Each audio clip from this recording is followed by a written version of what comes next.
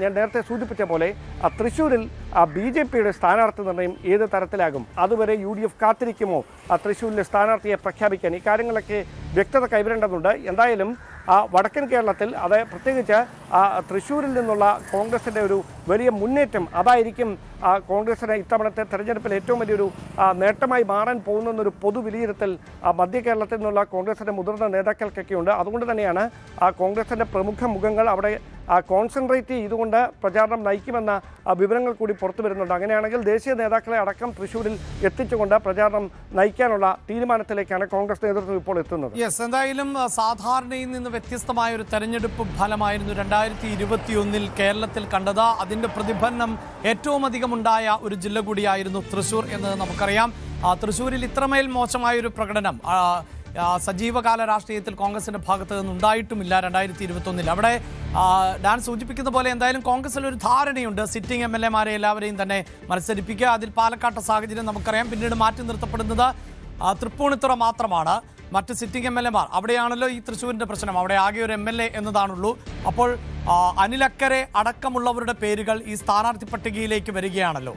ഒരുപക്ഷെ മണ്ഡല മാറ്റങ്ങൾക്ക് അടക്കമുള്ള സാധ്യത, പ്രതാപന്റെ പേരൊക്കെ പരിഗണിക്കുമ്പോൾ അങ്ങനെയുള്ള സാധ്യതയും കാണുന്നുണ്ടോ?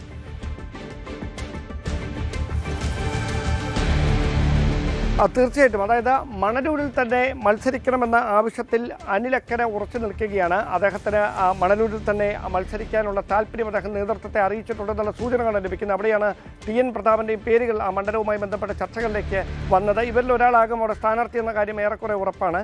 അങ്ങനെയെങ്കിൽ ഗുരുവായൂരുമായി ബന്ധപ്പെട്ട് ലീഗുമായി നടത്തുന്ന ചർച്ചകളിൽ ഗുരുവായൂരിൻ്റെ കാര്യത്തിൽ തീരുമാനത്തിലെത്താൻ കഴിയുമെന്നാണ് കോൺഗ്രസ് നേതൃത്വത്തിൻ്റെ പ്രതീക്ഷ.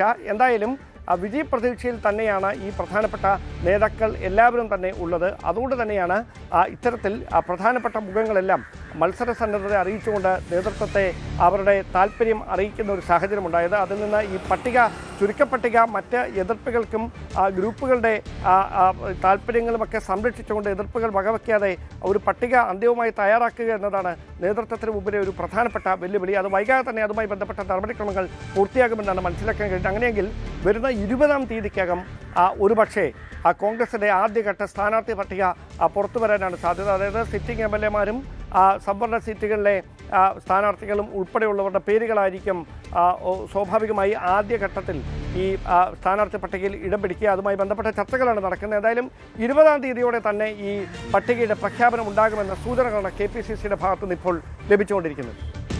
ശരി, എന്തായാലും ഈ സൂചിപ്പിക്കപ്പെടുന്ന പോലെ ഇടത് വലത് മുന്നണികൾ തമ്മിലുള്ള ഒരു പോരാട്ട വീര്യം, അതിനിടയിലേക്ക് BJP കൂടി എത്തുന്ന ഒരു രാഷ്ട്രീയ സാഹചര്യത്തെ നമുക്ക് തള്ളിക്കളയാനാകില്ല. അതിലേറ്റവും എടുത്തു പറയേണ്ടത് തൃശ്ശൂർ തന്നെയാണ് എന്നതിൽ സംശയവുമില്ല. ഇപ്പോൾ ഇത്തവണ കുറേയേറെ A-ക്ലാസ് മണ്ഡലങ്ങൾ BJP ലക്ഷ്യം വയ്ക്കുന്നുണ്ട്. BJPയെ സംബന്ധിച്ചിടത്തോളം 30 സീറ്റുകളിലാണ് ഫോക്കസ് എങ്കിലും 8-9 സീറ്റുകളിൽ ഏറ്റവും കഴിയുന്നത്ര വോട്ടുകൾ സമാഹരിച്ചുകൊണ്ട് വിജയത്തിലേക്ക് എത്തുക എന്നതാണ് ലക്ഷ്യം. ഞാൻ അവിടെയാണല്ലോ ഈ ലോക്സഭാ തെരഞ്ഞെടുപ്പ് ഫലം ഏതാണ്ട് 30 ഡിവിഷനുകളിൽ അവർ മുന്നിലായിരുന്നു ലോക്സഭാ തെരഞ്ഞെടുപ്പിൽ. പക്ഷേ തദ്ദേശത്തിലേക്ക് വന്നപ്പോൾ അതല്ല ചിത്രം. നിയമസഭയിലേക്ക് വരുമ്പോൾ ഈ ക്രൈസ്തവ വിഭാഗങ്ങളുടെ വോട്ട് ലഭിക്കാതെ എന്തായാലും സുരേഷ് ഗോപി വിജയിക്കുക എന്നത് സാധ്യമായിരുന്നില്ല. അവർ UDF-ലേക്ക് തന്നെ എത്തുന്നു, അല്ലെങ്കിൽ കോൺഗ്രസിലേക്ക് തന്നെ വളരെ കൃത്യമായി എത്തും നിയമസഭാ തെരഞ്ഞെടുപ്പിലും എന്ന് തന്നെ ഉള്ള ഒരു പ്രതീക്ഷ പുലർത്താമല്ലേ? മറിച്ച് ഇനിയിപ്പോൾ BJPയുടെ തന്ത്രങ്ങളെയും നമുക്ക് പൂർണ്ണമായും തള്ളിക്കളയാൻ പറ്റുമോ ഡാൻ?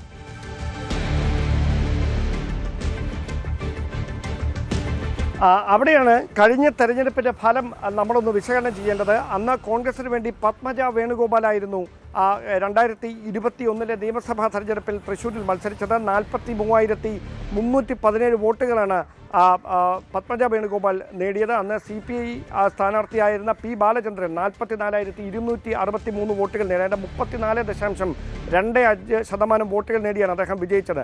അവിടെ BJP അന്നുണ്ടാക്കിയ സ്വാധീനമാണ്. അതായത് സുരേഷ് ഗോപി 2021 നിയമസഭാ തെരഞ്ഞെടുപ്പിൽ 40,457 വോട്ടുകൾ നേടി തൃശ്ശൂരിൽ വ്യക്തമായൊരു സ്വാധീനം ഉറപ്പിച്ചു. അതാണ് ഒരുപക്ഷെ പത്മജ വേണുഗോപാലിൻ്റെ വിജയപ്രതീക്ഷകൾ തച്ചുടയ്ക്കുകയും അവർ മുന്നണി തന്നെ മാറി. അതായത് മുൻ മുഖ്യമന്ത്രി കൂടിയായിരുന്ന K. കരുണാകരൻ്റെ മകൾ കോൺഗ്രസിൻ്റെ അനിശ്ചിത നേതാവായിരുന്ന കരുണാകരൻ്റെ മകൾ കോൺഗ്രസിനോട് വിട പറഞ്ഞ് BJP പാളയത്തിലേക്ക് ചേക്കേറുന്നതിനൊക്കെ വഴിവെച്ചത് കഴിഞ്ഞ നിയമസഭാ തെരഞ്ഞെടുപ്പിൽ തൃശ്ശൂരിലുണ്ടായ അപ്രതീക്ഷിതമായ തെരഞ്ഞെടുപ്പിലെ അട്ടിമറികളാണ്. അവിടെയാണ് BJP വലിയ സ്വാധീനം തൃശ്ശൂർ മണ്ഡലത്തിൽ ഉണ്ടാക്കുകയും സുരേഷ് ഗോപി ഏതാണ്ട് 31% വോട്ട് നേടുന്ന സാഹചര്യമൊക്കെ ഉണ്ടാക്കിയത്. ഇത്തവണ എന്താകും സാഹചര്യം? കഴിഞ്ഞ ദിവസം അത്തരത്തിലുള്ള ചില ചർച്ചകളൊക്കെ നടന്നിരുന്നു. നിയമസഭാ തെരഞ്ഞെടുപ്പിൽ സുരേഷ് ഗോപിയെ വീണ്ടും മത്സരരംഗത്തേക്ക് ഇറക്കുമോ എന്നുള്ള അദ്ദേഹം അതിന് കൃത്യമായൊരു മറുപടി നൽകാതെ രാഷ്ട്രീയമായ ഉത്തരങ്ങൾ നൽകി മടങ്ങുകയായിരുന്നു. എന്തായാലും അഭ്യൂഹങ്ങൾ ഒരുപാട് ഏറുന്നുണ്ട്. പക്ഷേ തൃശ്ശൂരിൽ BJP ആരെ സ്ഥാനാർത്ഥിയായി രംഗത്തിറക്കും? കഴിഞ്ഞ തവണ കോൺഗ്രസ് ടിക്കറ്റിൽ മത്സരിച്ച പത്മജ വേണുഗോപാൽ അവിടെ BJP സ്ഥാനാർത്ഥിയായി രംഗത്തെത്തുന്നു. ഇതടക്കം രാഷ്ട്രീയ കേന്ദ്രങ്ങളിൽ വലിയ ചർച്ചകൾക്ക് വഴിവെച്ചിരിക്കുന്ന കാര്യമാണ്. അങ്ങനെ പത്മജ വേണുഗോപാലാണ് മത്സരരംഗത്തേക്ക് തൃശ്ശൂരിൽ ഇറങ്ങുന്നതെങ്കിൽ പത്മജയെ പരാജയപ്പെടുത്താനായി കോൺഗ്രസിന് കൃത്യമായ ഒരു മുഖം തന്നെ അവിടെ ഉയർത്തിക്കാണിക്കേണ്ടി വരും. അവിടെയാണ് മറ്റ് സ്ഥലങ്ങളിലൊക്കെ പറഞ്ഞു കേൾക്കുന്ന സന്ദീപ് വാര്യരുടെ പേര്. BJPയിൽ നിന്ന് കോൺഗ്രസ് പാളയത്തിലേക്ക് അടർത്തിയെടുത്ത സന്ദീപ് വാര്യരെ മധുര പ്രതികാരത്തിനായി തൃശ്ശൂരിലേക്ക് ഇറക്കാൻ കോൺഗ്രസ് തയ്യാറാകുമോ എന്നുള്ള ചർച്ചകൾ ഇപ്പോഴും ഒരു വശത്ത് സജീവമായി തന്നെ പുരോഗമിക്കുന്ന ഒരു രാഷ്ട്രീയ സാഹചര്യം ഉണ്ടായിരിക്കുന്നത്. യെസ്, എന്തായാലും രാഷ്ട്രീയ സാഹചര്യം ഏത് നിമിഷവുമൊക്കെ മാറിമറിയാം. പക്ഷേ ചില മണ്ഡലങ്ങളിൽ എല്ലാ മുന്നണികളും ചില പ്രതീക്ഷകൾ വെച്ച് പുലർത്തുന്നുണ്ട്.